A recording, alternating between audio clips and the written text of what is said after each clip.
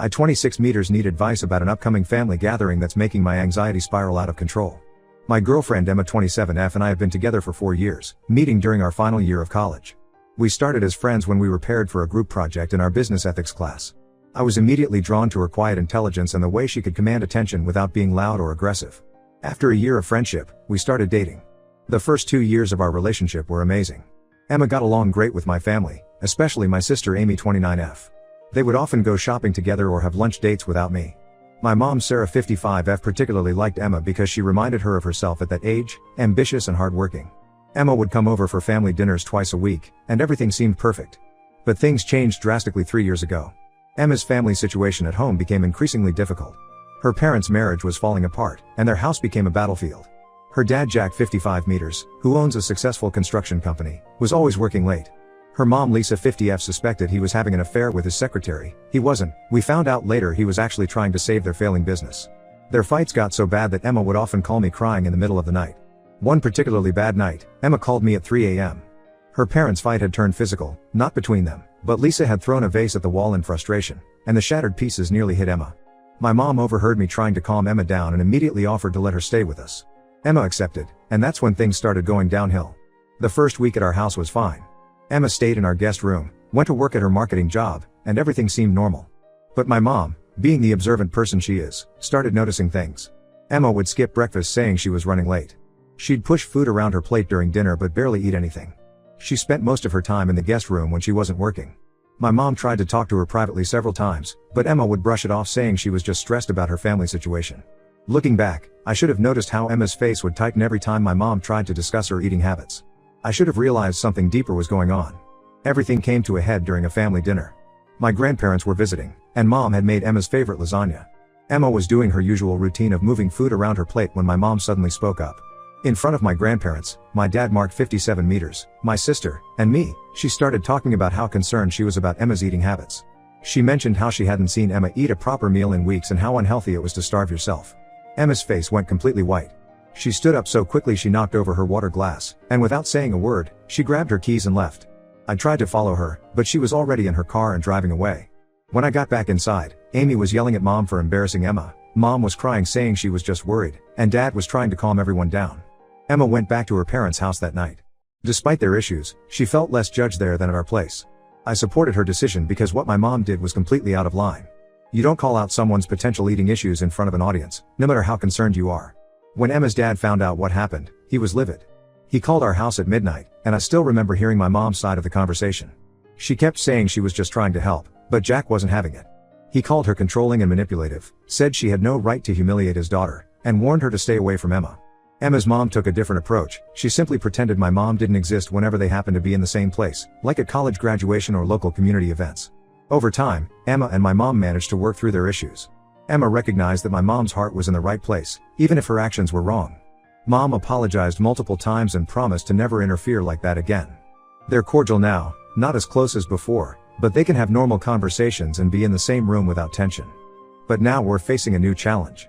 Both families are meeting for the first time next week. Emma's mom finally agreed to sit down with my family, saying enough time has passed.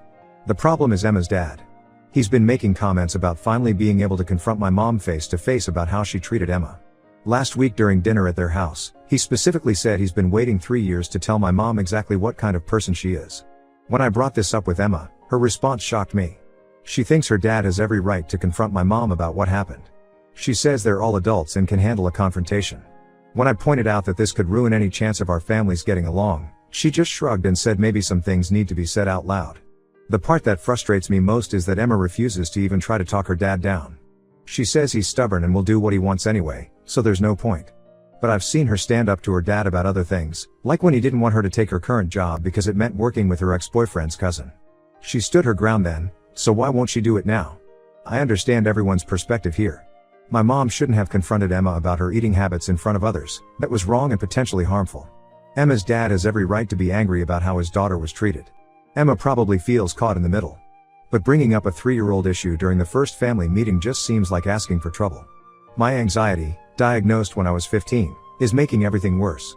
I keep imagining scenarios where Emma's dad starts yelling at my mom, Emma stays silent, my dad gets defensive, and the whole thing turns into a huge fight that ruins all the progress we've made. I'm also worried about how this will affect my relationship with Emma. Part of me feels resentful that she won't try to prevent this potential disaster, even though I understand her position. My sister Amy thinks I should talk to Jack myself before the meeting, try to clear the air man to man. But I worry that might make things worse. He might see it as me trying to silence him or minimize what happened to Emma. My dad suggests postponing the meeting until tensions cool down, but Emma thinks that's unnecessary since she and mom are fine now. I grew up watching my parents maintain peaceful relationships with everyone, extended family, neighbors, even people they didn't particularly like. They taught me that sometimes we need to let go of past issues for the sake of present peace. Emma grew up differently. Her family believes in confronting issues head on, no matter how much time has passed or how uncomfortable it makes everyone. I don't know what to do. Should I try talking to Jack myself despite the risks? Should I warn my mom about the possibility of confrontation so she can prepare herself? Or should I just let things play out and hope for the best? Any advice would be appreciated. Update 1. Well, the family meeting happened yesterday, and I'm still trying to process everything. It went worse than I expected, but not in the way I thought it would. I need to get this off my chest because I haven't slept all night thinking about it. We decided to have the meeting at a nice restaurant downtown to keep things neutral. Everyone arrived on time. My parents and sister came together, Emma and her parents came in their car, and I got there early to make sure everything was set up right. The restaurant had given us a private room, which turned out to be a blessing given what happened. The first hour was actually going surprisingly well. Jack, Emma's dad, was being civil, no snide comments or angry looks toward my mom. Emma's mom Lisa was quiet but polite, making small talk about the weather and asking Amy about her new job. My parents were trying their best to keep the conversation light and friendly. Emma sat between me and her mom, while our dads sat at the ends of the table. My mom and sister sat across from us. We ordered drinks, and everything seemed to be going smoothly. Jack even complimented my dad on his recent promotion at work. I started to think maybe I had worried for nothing. Then came the moment that changed everything. My mom, probably feeling encouraged by the peaceful atmosphere, tried to make conversation with Emma about her new job at the marketing firm. Emma was telling everyone about a successful campaign she had just launched. My mom was genuinely impressed and started talking about how far Emma had come. That's when she said the words that ruined everything. "I'm just so proud to see how well you're doing now, Emma. You've really overcome your issues with food. I knew my intervention 3 years ago would help you realize you needed help." The silence that followed was deafening. I saw Emma's hand tighten around her water glass. Jack's face turned red, but before he could say anything, Lisa spoke up. This surprised everyone because she had barely said 2 words all evening. "Your intervention?" Lisa's voice was quiet but sharp. "You mean when you humiliated my daughter in front of your entire family?" She put down her fork and looked directly at my mom. "Did you know Emma had been seeing Dr. Matthews since she was 15 for her eating disorder? Did you know your little intervention caused her to stop going to therapy for 6 months? I felt like someone had punched me in the gut. Emma had never told me about seeing a therapist. She never mentioned having an eating disorder since her teens." I looked at her, but she was staring at her plate, her face pale. Then Jack joined in, but instead of attacking my mom like I had feared, he turned to me. "And you," he said, his voice trembling with anger. "Why didn't you tell us Emma was staying at your house during that time? We thought she was at Rebecca's place. We were worried sick about her, calling her friends, nearly filed a missing person report." My mom looked confused. "You didn't know? But Emma said you knew she was staying with us because of the fighting at home." Emma suddenly stood up. "Stop it," she said. "Just stop it." Her voice was shaking. "You all need to stop acting like you know what's best for me." Then she dropped the bombshell that made everything clear. "I wasn't staying at your house because of my parents fighting. I was planning to move in with Kevin." Kevin was her ex-boyfriend. Someone I had never met but had heard about. Someone she claimed was completely in her past. The room erupted into chaos. Lisa started crying. Jack was demanding to know if Kevin had contacted Emma again. My mom was apologizing, saying she had no idea, and my dad was trying to keep everyone's voices down so the whole restaurant wouldn't hear. I followed Emma when she stormed out, but she told me to leave her alone. She got into her car and drove off, leaving her parents at the restaurant. I went back inside to find both families in complete disarray. Emma called me this morning. She explained everything through tears. 3 years ago, when she was staying at my house, she was actually preparing to move in with Kevin. She said she thought she still had feelings for him, and she was planning to break up with me. But my mom's confrontation about her eating habits triggered something in her. It reminded her of patterns from her past that she thought she had overcome. That's why she went back home instead of going through with her plan. I feel like my whole world has been turned upside down. The past 3 years of our relationship feel like they were built on a lie. My mom, who I was so angry at for overstepping, might have accidentally prevented Emma from making a huge mistake. Emma's parents, who I thought were being unreasonable, had actually been dealing with their daughter's eating disorder for years. And Emma. I don't even know what to think about Emma anymore. She wants to meet and talk things through, but I honestly don't know if I can face her right now. How do you trust someone who kept such huge secrets for so long? How do I know what else she might be hiding? Everyone's texting and calling, trying to explain their side of things. My mom keeps apologizing, saying she never would have said anything if she knew the whole story. Emma's parents haven't spoken to her since she left the restaurant. My sister thinks I should hear Emma out, but I just need some time to process everything. I turned off my phone after Emma's call this morning. I can't deal with anyone right now. I keep thinking about all the times in the past 3 years when Emma could have told me the truth. All the opportunities she had to be honest. All the times I defended her to my mom, not knowing the full story. Update 2: a lot has happened since my last update, and things have gotten even more complicated. After taking some time to process everything, I agreed to meet with Emma last week at a coffee shop near my workplace. I needed answers, and she said she was finally ready to tell me everything. The truth is far worse than I imagined. Emma spent nearly 3 hours telling me about her past, and each revelation hit harder than the last. It turns out the ex-boyfriend Kevin wasn't just any ex, he was her former therapist's son. She met him when she was 17, during one of her therapy sessions with Dr. Matthews. Kevin, who was 22 at the time, would sometimes pick up his mom from work. They started talking casually at first, just brief hellos in the waiting room. Then he started showing up more frequently, always timing his visits with Emma's sessions.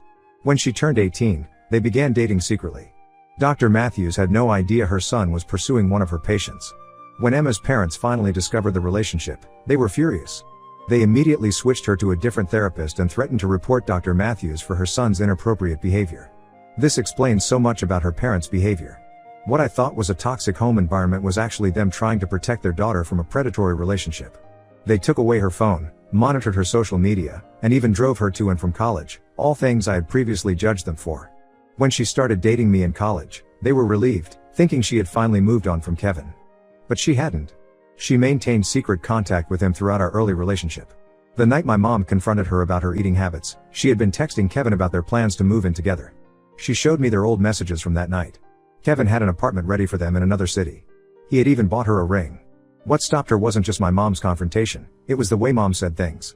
Apparently, she used almost the exact same words Kevin used to use. "I'm just trying to help you. You need to take better care of yourself. Let me take care of you." Mom's words triggered memories of how Kevin used to control her eating habits under the guise of helping her recover from her eating disorder. When I told my mom about all this, she broke down completely. She had carried guilt for 3 years about how she handled the situation, but now knowing she had unknowingly triggered Emma's trauma made her feel even worse. She spent an hour crying and apologizing to me for potentially pushing Emma back to her abuser. Emma's parents reached out to my mom separately. They explained how they had been trying to protect Emma while respecting her privacy. They apologized for their harsh judgment, explaining they were just terrified of Emma falling back into old patterns. My mom and Lisa actually talked on the phone for 2 hours, both crying and sharing their fears and regrets. But here's where things get even more complicated.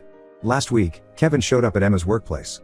Apparently, he heard about our family dinner drama through mutual friends. Emma's old therapist's receptionist is friends with someone from our college friend group. Kevin claimed he wanted to make sure she was okay and talk about old times. Emma immediately called the police because, as it turns out, her dad had filed a restraining order against Kevin years ago after finding out he had been stalking her on campus. Kevin left before the police arrived, but Emma was shaken. She had to tell her boss everything because Kevin tried to come back the next day, claiming to be a client. I'm struggling to process all of this information. Part of me understands why Emma kept these things secret. She was ashamed, scared, and probably still processing her trauma. Another part feels betrayed because these secrets directly affected our relationship. She had opportunities to tell me about Kevin, especially when we first started dating. I could have helped her, supported her, or at least understood her triggers better. Her parents had been reaching out to me too, trying to explain their side of things. They apologized for how they treated me and my family, saying they were just triggered by seeing Emma potentially falling into another controlling situation. They've been dealing with this for years: the eating disorder, Kevin's manipulation, the constant fear of Emma relapsing or going back to him. I don't know how to feel anymore. One minute I'm angry at Emma for lying, the next I'm worried about her safety. One minute I understand why everyone acted the way they did, the next I feel like an idiot for not seeing the signs. Emma keeps saying she wants to work things out, that she's different now, but I'm not sure if I can trust anything she says anymore. Update 3: this will be my final update. After everything that happened, I needed time to think clearly about our relationship and my own well-being. I decided to end things with Emma 2 weeks ago. The decision wasn't easy, but it was necessary. In the weeks following Kevin's appearance at Emma's workplace, things got worse. He violated the restraining order twice more. First, he sent flowers to her office with a note saying he missed taking care of her. Then he showed up at her apartment building, claiming to be a maintenance worker. The police arrested him after the second incident, but the whole situation took a toll on Emma. I tried to be supportive during this time.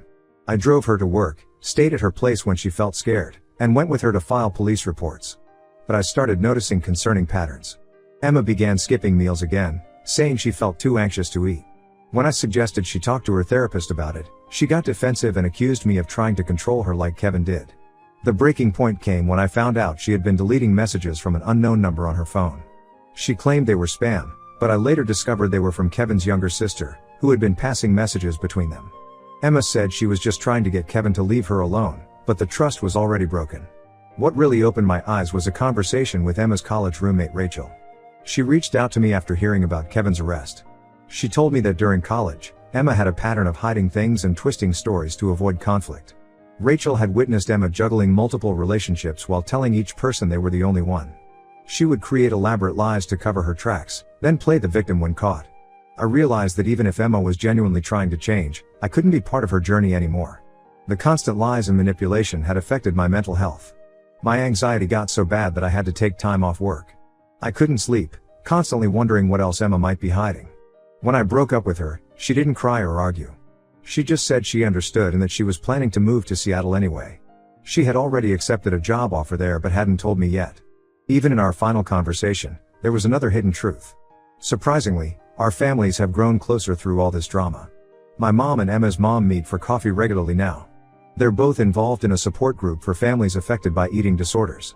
Emma's dad apologized to my mom for his past behavior, admitting that his anger towards her was misplaced guilt over not protecting Emma from Kevin sooner. Emma moved to Seattle last week. She sent me a long email explaining how this situation made her realize she never properly dealt with her trauma from Kevin. She's starting therapy again and wants to focus on herself without any relationships. As for me, I'm doing better. I'm learning to trust my instincts more and set better boundaries. My anxiety isn't completely gone, but it's more manageable now that I'm not constantly trying to untangle someone else's lies. I won't be responding to any more messages about this situation. Some people have suggested I try to work things out with Emma once she's healthier, but I know that chapter of my life is closed. Thank you to everyone who offered advice and support throughout this journey. Sometimes walking away is the kindest thing you can do, both for yourself and the other person.